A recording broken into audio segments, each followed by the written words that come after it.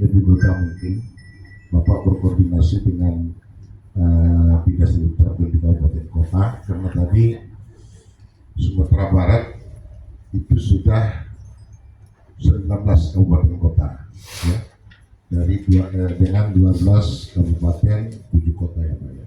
Sementara jumlah penduduk kurang lebih 5 juta lebih ya Pak. Kalau kami di Riau Pak, saat ini penduduk kami kurang lebih 6,8 juta.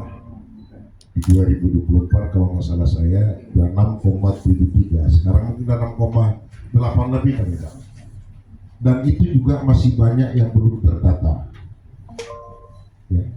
Faktanya kemarin mungkin Bapak juga bisa mengikuti di media, di Riau itu kan ada pembahasan Tesonilo Pak, ya kan, yang baru-baru ini oleh tim PKH. Kita melihat di dalamnya itu Pak sangat banyak bukan penduduk Riau. Itu artinya Riau itu masih banyak yang belum terdata, ya, penduduknya. Hanya tinggal di Riau, cari makan di Riau, tapi belum terdata sebagai administrasinya belum terdata sebagai penduduk provinsi. Karena kami juga mencari target Pak, kalau penduduk Riau itu di atas 7 juta, jadi ya, mungkin anggota DPR kita sudah 75 ya, 70. Nah itu mungkin yang mau kami kejar Pak. Nah dalam hal ini kami juga nanti ingin mendapatkan masukan dari Bapak, strategi apa, ya, strategi apa yang bisa kami bawa untuk kami sampaikan, sekalipun di Riau itu masih kami digabung itu di situ, tapi PMB kita masih gabung, tapi mungkin ke depan itu mungkin sudah ada program seperti yang disampaikan Bapak yang dipisahkan. Kami nantikan nama Komisi 1 adalah miteranya, sama dengan Bapak juga di sini bermitra yang satu akan kami sampaikan. Jika nanti Bapak memberikan masukan-masukan terkait mungkin bagaimana upaya-upaya kami menjaring seluruh masyarakat yang berdomisili di provinsi Riau menjadi terdata dalam administrasi kependudukan provinsi Riau. Yang kedua juga yang saya tanyakan ke Bapak tadi dalam pendistribusian itu tadi belangko KTP Pak, ya. Selain belangko KTP apa Pak yang didistribusikan yang bisa dibantu dan distribusikan oleh Disdukcapil provinsi? Apakah termasuk di situ mungkin alat rekam dan lain-lain yang bisa mempercepat pendataan kependudukan di provinsi? Itu dari saya, cuma saya minta masukan dari teman-teman juga siapa dulu ini. Ya. Baiknya supaya jangan terlupa kita gaya bersambut aja. Okay. Mungkin ada 40% lah orang yang kelahiran Sumatera Barat atau orang Minang di situ, sehingga bahasa Minang ini di berbagai tempat di Riau itu sangat populer sekali. Saya juga punya beberapa adik kakak yang sekarang berada di Riau. Nah, jadi karena sifatnya penduduk ini sudah se-Indonesia, sistemnya se-Indonesia, namanya SIAP Pak. SIAP bukan di Riau, tapi Sistem Informasi Administrasi Kependudukan. Nah, itu se-Indonesia. Jadi memang di data itu ternyata masih ada sekitar 2,5% lagi yang belum terdata. Itu ada ODGJ di situ Pak Ustadz, ada ODGJ, ada lansia, ada suku terpencil, ada disabilitas, ya, orang cacat dan lain sebagainya, dan ada orang jompo, dan ada yang memang anak-anak lampu merah yang tidak terdata. Nah semua itu menjadi tugas negara ya begitu. Nah menyangkut kawan-kawan atau masyarakat kita yang berada di Tesonilo itu bisa jadi dia sudah punya dokumen kependudukan, dia sudah pernah direkam, lalu punya rekam KTP, tapi sengaja menghilangkan. Seperti orang-orang di lapas itu Pak, di lembaga pemasyarakatan itu, kalau tidak kita data ulang, dia itu cenderung menghilangkan data. Ini tidak boleh sebenarnya, ini melanggar aturan. Karena dia mungkin sudah berkali-kali ada yang residivis juga berusaha menghilangkan identitas aslinya. Nah itulah bagusnya sistem yang terbaru sekarang ini SIAP pusat itu. Apabila kita cek, kita tempelkan alat mengecek itu alat iris mata itu akan ketahuan datanya semua kalau dia sudah pernah direkam. Nah kalau dia belum, itu bisa kita bikin data baru dan data lamanya itu akan dihapus dan akan ketemu. Bisa ada seseorang mengaku tidak punya, ya, belum pernah punya segala macam, tapi begitu kita data, kita tempel, kita cek sidik jarinya, itu akan ketahuan kependudukannya, data kependudukan kakak KTP-nya di mana. Dan itu tidak pernah double, Pak. Apabila seseorang sudah pernah, lalu dia mengaku lagi, misalnya berpindah tempat, lalu minta rekam lagi, data yang lamanya akan muncul bahwa dia sudah punya ini. Nah, itu yang perlu mungkin kita koordinasikan. Ini kembali lagi kepada biaya, Pak. Kepada biaya, karena itu perlu datang tim ke situ. Kemudian mungkin tim terpadu ya.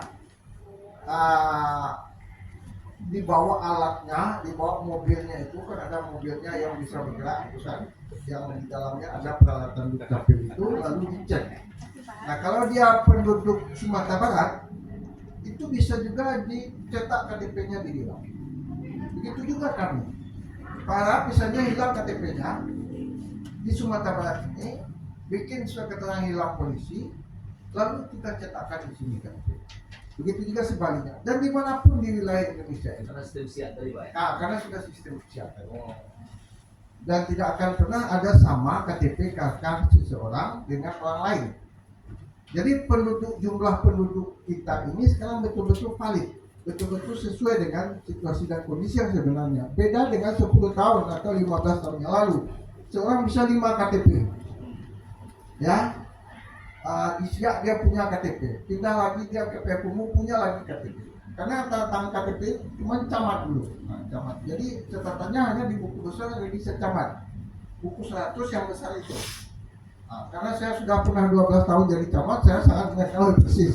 Itulah praktek. Jadi jumlah penduduk kita waktu itu tidak betul-betul amburadul, betul-betul tidak valid. Nah, menyangkut itu, tugas Dukcapil ini memang memerlukan peralatan, Pak. Karena semuanya gratis, tidak boleh ada sepeser pun kita pungut dari masyarakat. Maka pemerintah yang harus membiayai itu. Kita butuh alat rekam, kita butuh alat cetak. Cetaknya itu beda dengan cetak fotokopi biasa.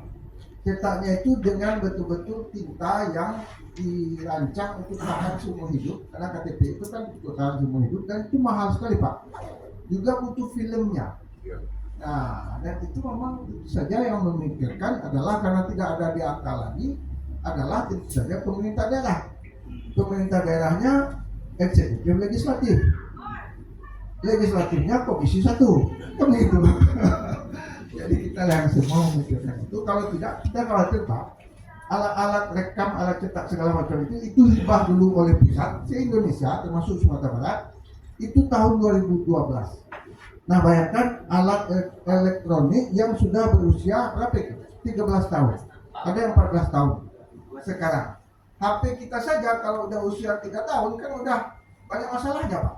Nah, ini sudah dia usianya 13-14 tahun. Update teknologi ya, Pak. Nah, itu tentu saja harus dibeli baru. Sudah banyak yang dikanibal. Alat ini dirombak, ini dipindahkan ke sini, ini tidak dipakai lagi. Tentu saja jumlahnya dari hari menjadi semakin berkurang. Itu kira-kira Pak harus. Itu oleh Dirjen Dukcapil, lalu SK-nya disampaikan ke provinsi atau bupati kota, maka bupati wali kotanya yang melantik di kabupaten kotanya masing-masing atau itu kira-kira secara ringkas paparan dari kami. Silahkan nanti Bapak Ibu sampaikan bahan diskusi atau memperdalam. Dan bisa kita diskusikan bagaimana situasi dan kondisi Sumatera Barat sehingga lebih bermanfaat ya, dapat kita Bapak Ibu juga sampaikan nanti di Riau dan juga kita dapat di sini menerima informasi-informasi atau masukan-masukan juga dari Bapak Ibu Komisi 1 DPRD Provinsi Riau. Demikian sementara, terima kasih. Wabillahi taufiq wal hidayah. Wassalamualaikum.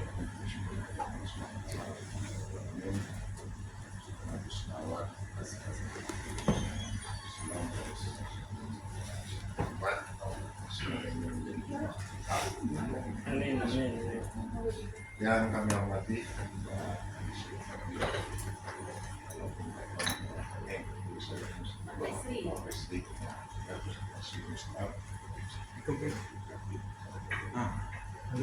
terima kasih atas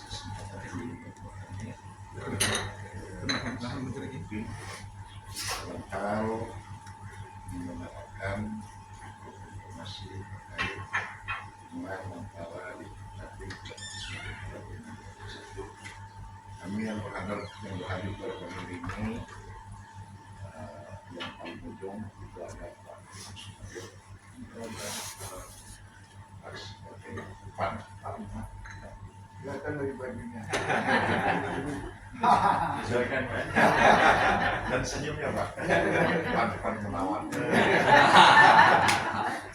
Di sebelah kanan saya Pak, tadi udah ngobrol-ngobrol juga dengan Bapak, ya ini Ustadz kami Pak, Ustadz dalam fraksi Partai PKS. Sebelah kiri saya ini juga, oh ini seniornya Pak, ini juniornya Pak, Ustadz juga Pak, ya, Ustadz Amal Abdullah dari Partai PKS juga. Sebelah kiri sana saya itu Pak Adi Firmansyah, SOS dari Partai PKB. Juga ada Adinda Martoni.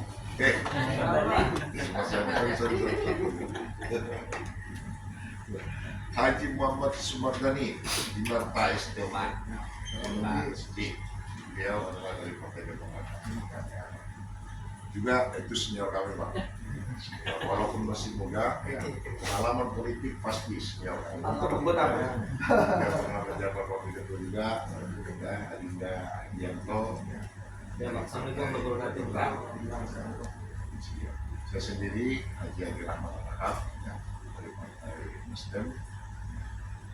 Pada kesempatan ini diberikan teman-teman menurut saya juga karena ketua kami mungkin masih di jalan Pak, hadir tapi mungkin masih di jalan. Dan terakhir saya berikan itu mungkin Pak. Kami menginginkan beberapa masukan-masukan nanti juga ya sekaligus mungkin apa ya yang langsung teman-teman kami menyampaikan apa yang untuk Bapak dulu. Saya dulu sampaikan paparan, Ya, kemudian nanti kita tanya. siap. Baik Pak, itu dulu mungkin kami sudah hidup. Waalaikumsalam warahmatullahi wabarakatuh.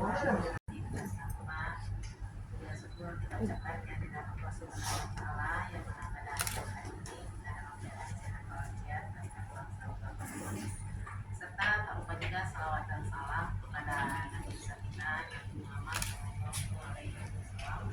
Allahumma shalli ala sayyidina Muhammad wa ala ali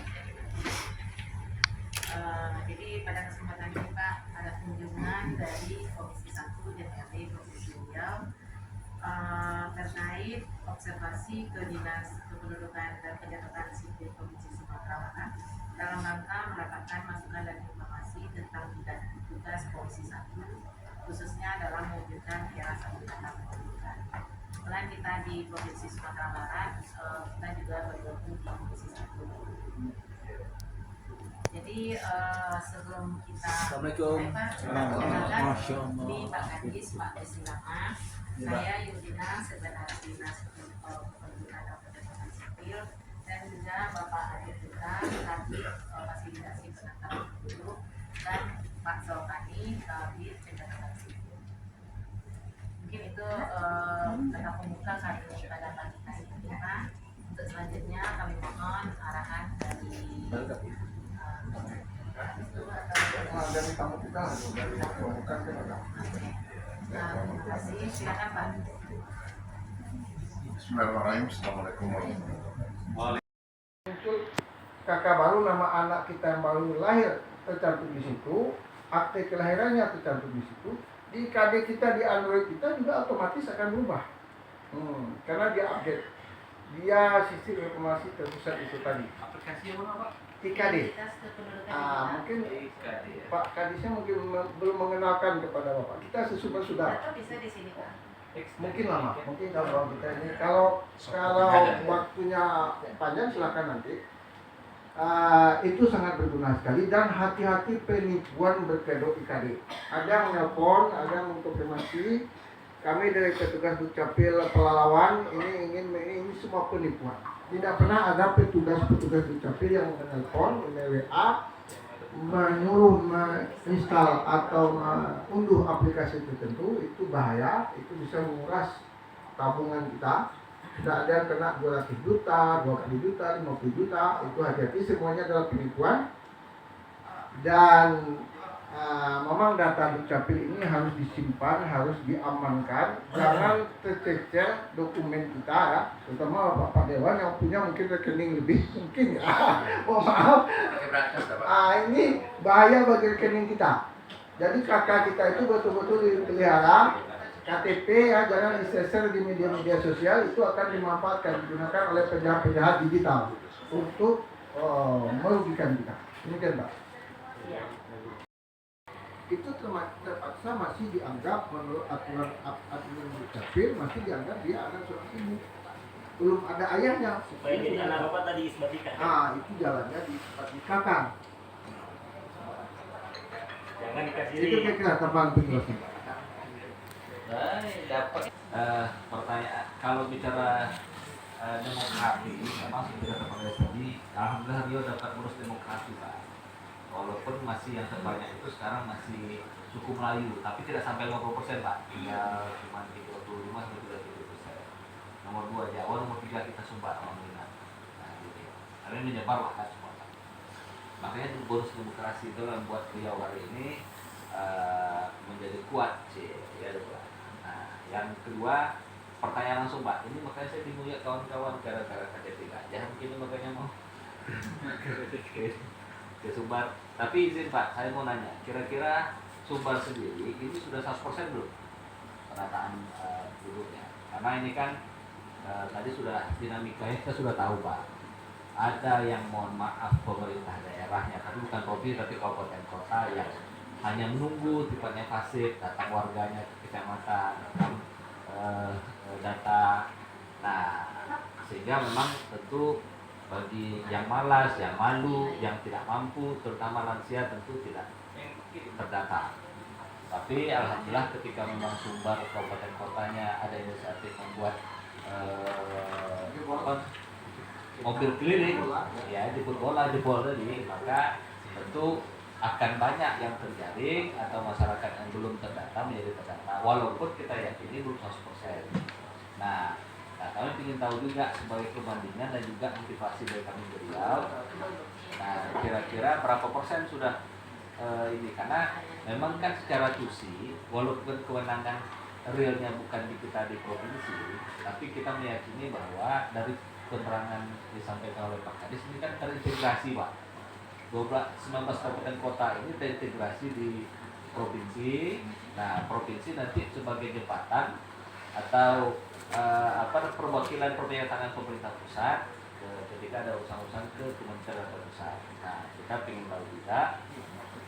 Nah, terkait tadi disampaikan bahwa kami juga berharap ada kiat-kiat Pak. Pertama, ini kan tadi isu TMTN ini kan juga sudah mulai terkuat bahwa ada KTP elektronik palsu.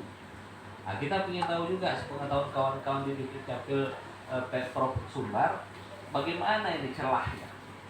Padahal kan apakah palsu dalam artian mohon maaf ada oknum tanda kutip bermain di tingkat kecamatan misal, atau dalam tanda palsu bahwa ternyata di sini kita sama sekali tidak ada, cuman justru fisik iktp-nya yang dipalsukan.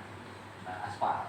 Nah, mana tahu sepengetahuan Bapak. Jadi kami juga penambah wawasan sehingga cerita palsu itu ini. Dan tentu kita akan memperkuat sistem dan kebijakan Pak, sehingga memang tak ada lagi yang palsu-palsu. Karena mohon maaf, ini kan berbicara TNT bukan baru Pak. Sebelum ini beberapa tahun yang lalu heboh itu pekerja dari negara Cina punya KTP. Nah, ini bukan persoalan sistemnya lemah Pak saya pikir, tapi personal atau SDM kita yang lemah. Kenapa tergiur dengan ini?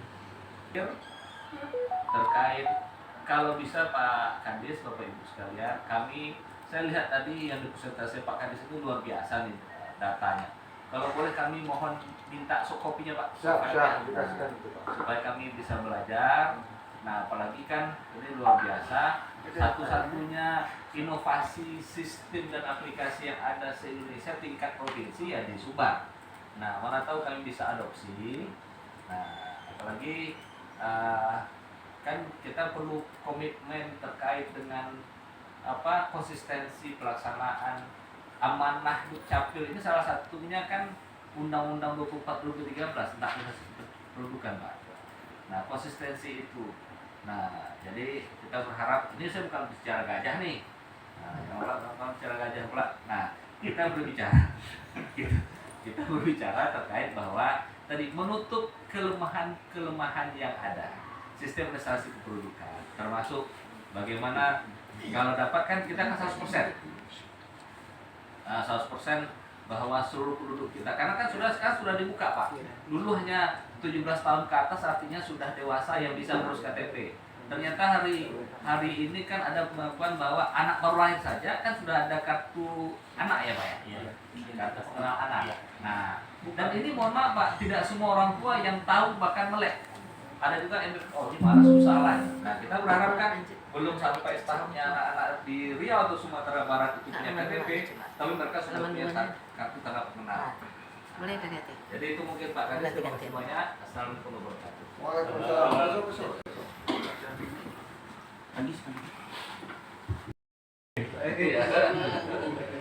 Assalamualaikum warahmatullahi wabarakatuh. Alhamdulillah, salatu wassalamu ala rasulillah, la haula wa la quwwata illa billah. Sama kita hormati Kepala Dinas Catatan Sipil Provinsi Sumbar, Pak Bisri beserta seluruh staf. Kemudian sama kita hormati Wakil Ketua, Sekretaris, dan anggota Komisi 1 DPRD Riau beserta kawan-kawan staf. Karena tadi Pak Ustadz Amal pakai pantun, saya pakai pantun juga. Di pantunnya ini pantun mengundang Pak Besri untuk datang ke Riau. Oh, mantap lah. Lihat pacu jalur. Karena lagi viral nih. Nak. Mentari pagi berkilau-kilau, deru ombak kuat berdebur. Ayo wisata ke Riau melihat puncak pacu jalur. Tanggal 20 sampai 24 Ini Agustus. jembatan kota itu. Ya, di Palukuanta. Ini dapil Pak ini nih. Pak Ade. Pak Ade. Ah, Pak Ade. Ini kalau Pak Besi datang ke sana disambut Pak Ade ya. Pertanyaan saya tentang nikah tadi nih. Jadi ada saat saya sedang dengan duduk-duduk, ada bapak-bapak cerita, Pak, saya ini mau mengurus anak saya, tapi tak bisa, gitu. Kenapa tak bisa? Iya, saya nikah siri, gitu. Nah ini gimana Pak kalau nikah siri, ya? Supaya dia bisa mengurus akta anaknya, karena sekarang kalau akta anak itu tak ada susah kan? Nah, mungkin tadi pertanyaan saya tentang nikah. Terima kasih. Assalamualaikum warahmatullahi wabarakatuh. Perkenalkan nama saya Sopani Pak. Adalah saya kepala bidang fasilitasi pencatatan sipil. Jadi kalau pencatatan sipil ini berkaitan lebih banyak mengenai akta-akta Pak. Dari akta kelahiran sampai kematian Pak. Ada juga akta pengangkatan anak, pengasahan anak, penangkapan anak. Jadi kalau sekarang ini untuk itu hak anak mempunyai dokumen ini Pak. Jadi makanya sekarang akte kelahiran itu ada 4 macam Pak. Disesuaikan dengan status perkawinan orang tuanya Pak. Jadi kalau yang pertama itu perkawinan yang punya buku nikah bagi muslim atau akta perkawinan bagi non muslim yang dicatat di catatan sipil, itu artinya perkawinan tercatat Pak. Maka akta kelahiran anaknya akan tercantum kedua nama orang tuanya, nama ayah dan ibu. Nah, itu yang pertama. Yang kedua itu ada juga yang tercantum nama ayah ibunya, tapi perkawinan tidak tercatat. Itu waktu dulu untuk kakaknya sudah dimasukkan data bapak ibunya semestinya, tapi belum dikasih kata bapak tadi tercatat.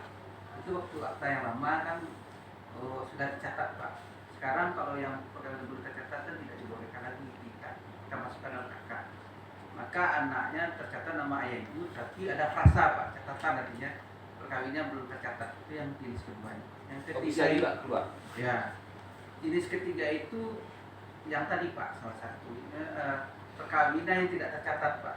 Artinya dia nikah siri atau dia punya anak dulu nikah, atau dia korban Tapi perkosaan dulu ada lahiran, sehingga yang tahu itu nama ibunya saja tahu yang melahirkan.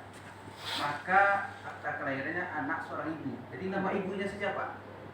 Itu yang ketiga jenisnya. Jadi kata Bapak tadi anak seorang ibu Pak, tetap keluar akta kelahirannya Pak.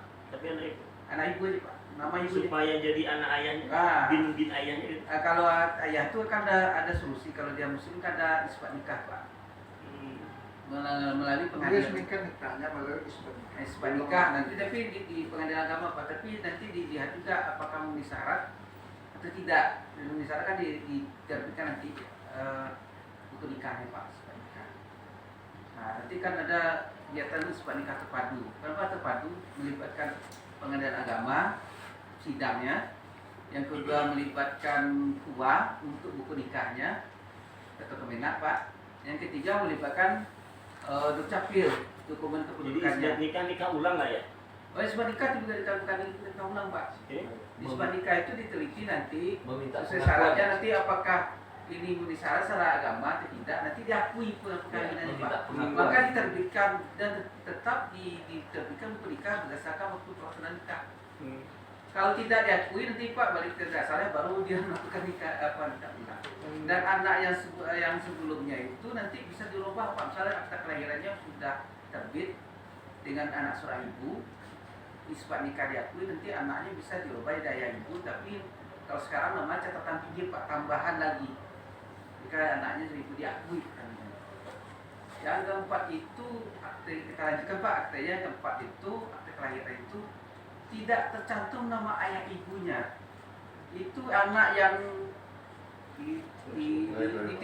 apa Pak? Dibuang. Nah itu kan ketemu. Nanti kan ada berita acara kepolisian Pak. Ada yang dilanjutkan juga nanti dinas sosial dan juga dilanjutkan dengan proses pengadilan. Nah itu nanti anaknya tuh tidak tercantum nama ayah ibunya di KKN Pak. Dan selanjutnya saya kebetulan kemarin juga sidang pengangkatan anak, sidang pengangkatan anak dinas sosial itu di KK itu mungkin Pak adanya satu. Kalau di KK itu di sesuai undang-undang dan nasab kita di Islam tidak boleh dicantumkan nama orang tua angkatnya, harus nama orang tua biologis. Jadi kalau memang yang tadi yang ketemu itu ya di KK tidak ada nama tercantum. Nanti kalau dia nikah nanti terpaksa pakai wali Pak. Nah karena tidak tahu nanti itu Pak gambarannya Pak. Jadi tetap akta kelahiran bisa diterbitkan sesuai dengan kondisi status orang tuanya.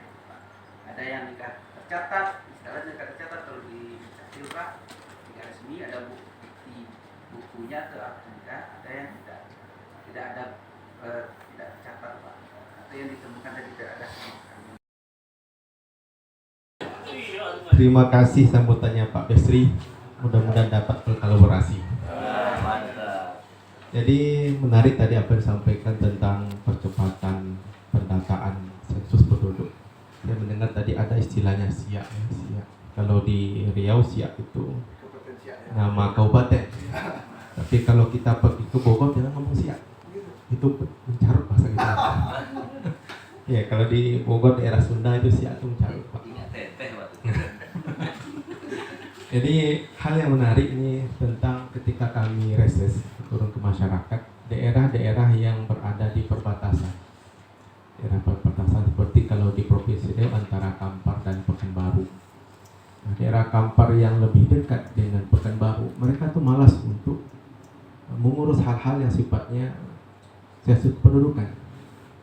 Nah, beberapa kali mereka mengusulkan tentang tadi saya mendengar ada mobil pelayanan, apakah sampai saat ini pelaksana di Provinsi Sumatera Barat dapat pula kita aplikasi di Riau secara khususnya. Saya rasa itu saja, ada penambah pertanyaan. Saya tutup dengan pantun lagi. Jalan-jalan ke Pasar Ate, jangan lupa memakai topi. Ambu suko minum teh, tapi di tukang kopi.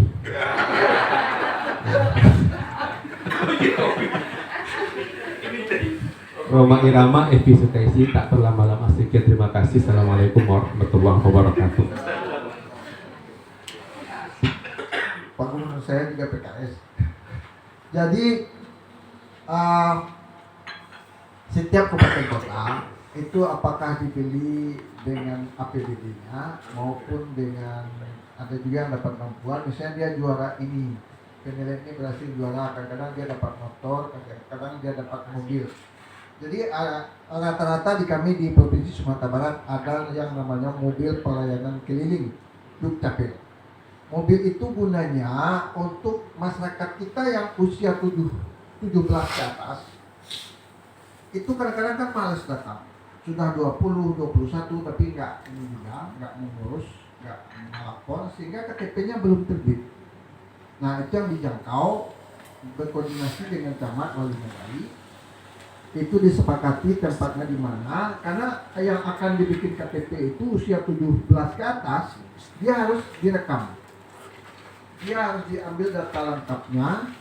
Dan itu bisa salah satunya selain dengan datang ke dinas dukcapil, bisa dengan mobilnya yang datang ke daerah tertentu yang disepakati oleh dengan camat atau wali negarinya. Sebenarnya itu untuk mempercepat tadi, untuk mempercepat melengkapkan, karena penduduk kan seharusnya menurut aturan juga semua yang sudah 17 itu kan harus sudah punya KTP. Ya, kemudian penduduk itu sudah harus punya dokumen kependudukan yang lengkap. Yang menikah misalnya, ini mungkin ada yang mau menikah sekarang. Nah, Pak Ustadz ya, yang menikah itu harus segera digabungkan, harus digabung dalam satu KK. Ada orang menikah cuma melapor ke tua sehingga dapat buku nikah, dia sudah merasa itu sudah cukup, padahal itu sangat belum cukup. Yang KK-nya harus digabungkan, yang gunanya KTP-nya juga harus ditukar itu Pak Ustadz, dengan status yang sebelumnya belum menikah menjadi menikah. Bahayanya bagi laki-laki, ya bagi perempuan, laki-laki dia sudah menikah tapi belum digabung kakaknya, jika KTP-nya masih status lama, dia kemana-mana ngaku jangan Pak. Nah, bahaya ini, iya kan? Kalau anak menantu kita yang jadi istrinya, kita kan jadi pihak jadinya kan. Nah itu sebabnya, dan itu dijangkau dengan mobil itu. Dan mobil itu diadakan oleh tentu saja APBD kabupaten kotanya masing-masing, karena dia juga butuh operasional, butuh perbaikan, butuh sopir, butuh itu juga kan, untuk ke lapangan itu kan ada uang makan atau uang harian dari petugas yang melayani itu. Karena itu kan untuk mencapai tempat-tempat yang jauh. Kalau dekat-dekat perkotaan kan biasanya penduduk yang datang. Nah ini untuk mencapai daerah-daerah yang kadang agak terisolir yang jauh, sehingga itu dijangkau dengan mobil pelayanan keliling. Jebol namanya Pak, jemput bola. Sekian.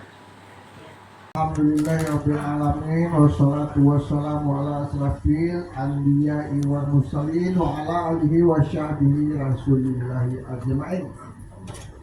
Asyhadu la ilaha illallah wa asyhadu anna Muhammadan abduhu rasuluhu la nabiyya ba'da ma ba'du fa ibadallah fusikum wa iyaya bitaqwallah faqad fazal muttaqun.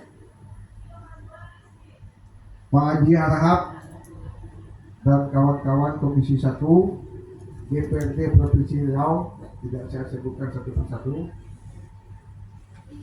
yang sudah datang di Sumatera Barat, khususnya di ruang media center namanya ini Pak, Dinas Dukcapil Provinsi Sumatera Barat.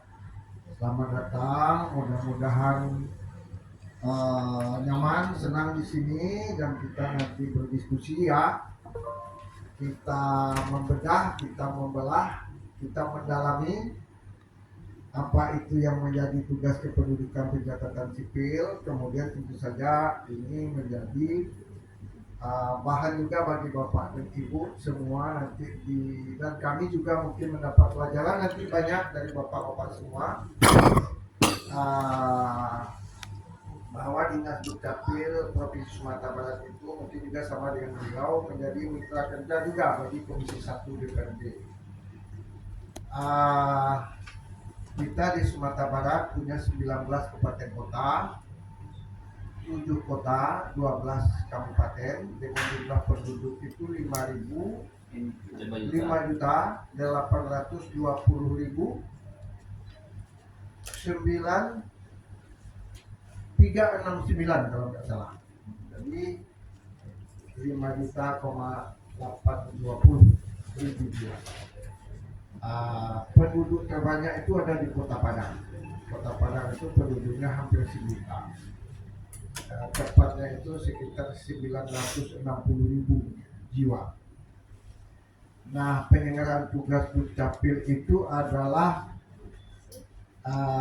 tentu saja berdasarkan undang-undang ya. Undang-undangnya tentu saja dimulai dari Undang-Undang Dasar 1945. Karena di situ disebutkan di alinea keempat pembukaan itu kan tugas negara itu adalah bagaimana menyelenggarakan pemerintahan ya, memberikan kesejahteraan, memajukan kesejahteraan umum. Lalu diatur lebih lanjut dalam Undang-Undang 23 dan 24 tentang administrasi kependudukan. Juga ada Undang-Undang Nomor 23 Tahun 2014 yang di situ juga disebutkan tugas tentang administrasi kependudukan pencatatan sipil. Nah, kita di Sumatera Barat yang juga sebagai tetangga dari Provinsi Riau ya, kita banyak berkoordinasi, berkolaborasi dengan Riau. Saya sendiri itu sudah sering datang ke dinas PMD Dukcapil Riau. Riau ini masih juga bergabung dengan PMD, padahal sebetulnya instruksi dari Kemendagri itu, khususnya dari Direktorat Kependudukan Pencatatan Sipil itu, Dukcapil itu harus terpisah, menyelenggarakan tugas itu sendiri, tidak dicampur, tidak digabung dengan tugas-tugas lain agar lebih fokus, agar lebih tajam, agar lebih dapat menyelenggarakan tugas pelayanan admin Dukcapil itu dengan paripurna. Itu juga yang menjadi dialog kami beberapa kali ketemu dengan Pak Kadis PMD Dukcapil Riau dengan kabit-kabitnya juga, sehingga alhamdulillah Provinsi Sumatera Barat ini beberapa tahun terakhir ini termasuk terbaik dalam penyelenggaraan tugas Dukcapil. Nah, karena itu tadi salah satunya adalah kami fokus, kami hanya menyelenggarakan tugas Korbinwas Monef, namanya Koordinasi Pembinaan Pengawasan Monitoring Evaluasi Penyelenggaraan Tugas Dukcapil, bagaimana memastikan setiap pelayanan itu prima, pelayanan itu gratis, pelayanan itu memberikan rasa nyaman, pelayanan itu cepat, tepat, akurat, efektif, efisien, dan yang paling penting sekali memberikan kebahagiaan kepada masyarakat yang menerima layanan.